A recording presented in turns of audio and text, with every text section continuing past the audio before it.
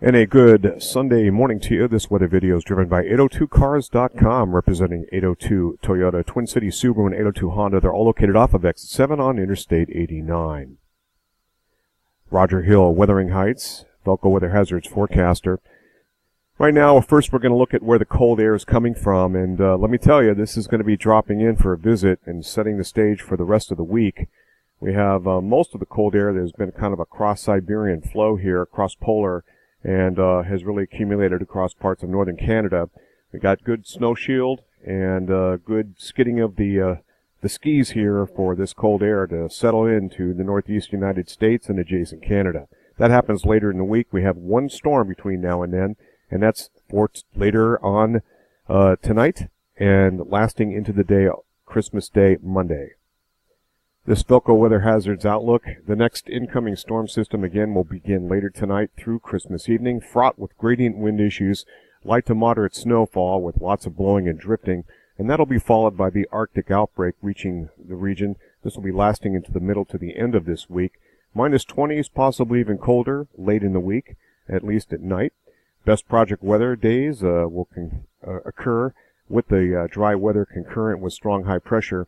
That'll, along with that very cold, dense air, this will take place after the Christmas storm. The next potential major storm system could take shape next weekend, all speculative this far out. Let's take a look at some of the computer models. Just before we do that, this is our incoming snowfall, and it has left anywhere from as little as 1 or 2 inches to as much as 10 inches back in the areas around the high plains. This is our current area of higher pressure, very cold temperatures. This will be all snow, roughly about a line just about a little bit south of the I-95 corridor as it looks right now. And this will be all snow for us, a dry, medium dry type snowfall. So it'll stand up, and we might even see locally, some areas see 8 to 10 inches in our local Green Mountains. However, there'll be a lot of wind with this, and that'll be easily blown around, and that'll be a problem as we get into the afternoon hours on Christmas Day, Monday, carrying over into the evening. This is about 11 o'clock. This is the HRRR model with incoming snowfall.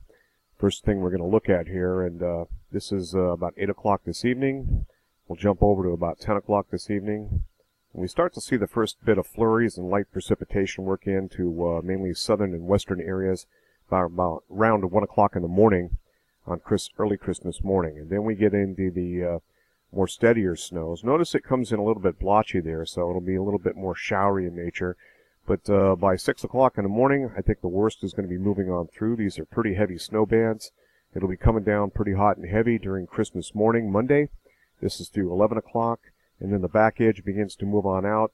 As indications are, we'll just see some leftover spotty flurry activity along the mountains, and then some lake effect snows. Just to carry that through, you can see some lake effect streamers coming in off of Lakes Ontario, Lakes Erie, and also Lake Huron, Georgian Bay. That'll carry over into parts of the Green Mountains during the late part of Monday, and also probably more into Tuesday as well. So this is our weather system. This is valid at 7 o'clock this evening. And then it begins to scoot in. These are 6-hour panels of the European model. And we have the first area of low pressure tracks into the St. Lawrence Valley. It does give a little bit of downsloping wind to far southern Green Mountains, Berkshires, where wind gusts may briefly get between 40 and 50 miles per hour associated with this low. Now what ends up happening is the secondary low then takes over and becomes the primary low as it sweeps into the Gulf of Maine. Let's watch that again. Oops. So you can see that it absorbs that first low, and this is a very typical pattern of what we typically see with the pressure jump.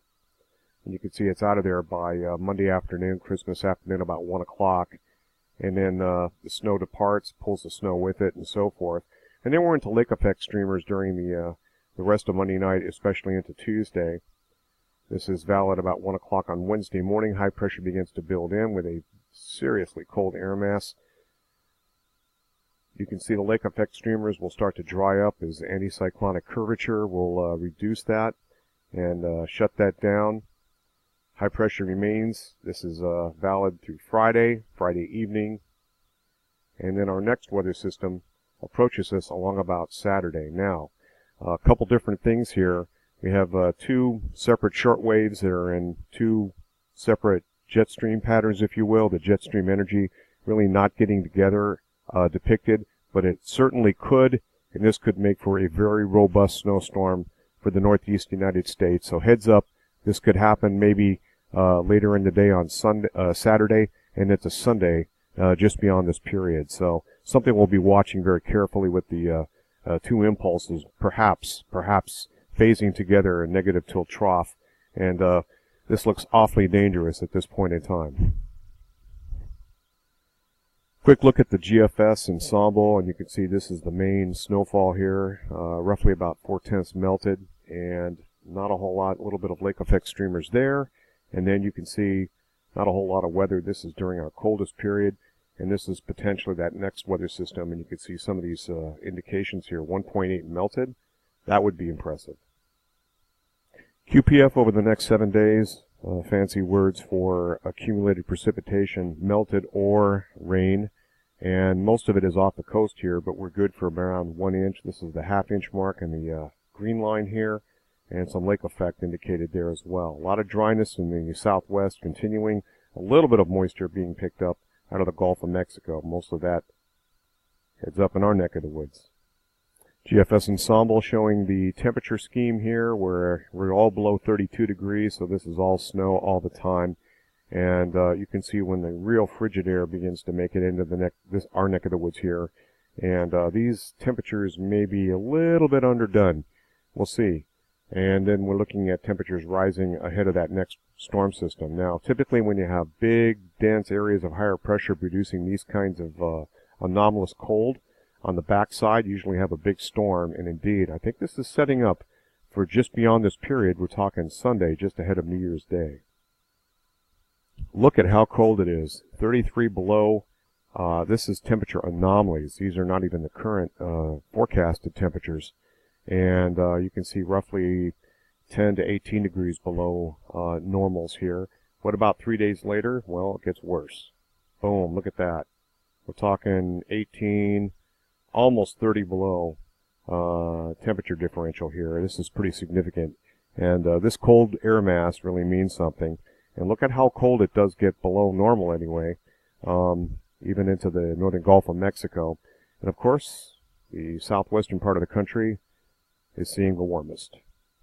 So I wanted to go back to current conditions here. You can see where the Arctic air feed is currently lying, and it's mostly in Canada. But anomaly, you can see it is colder than normal across Canada, and this is poised to drop in.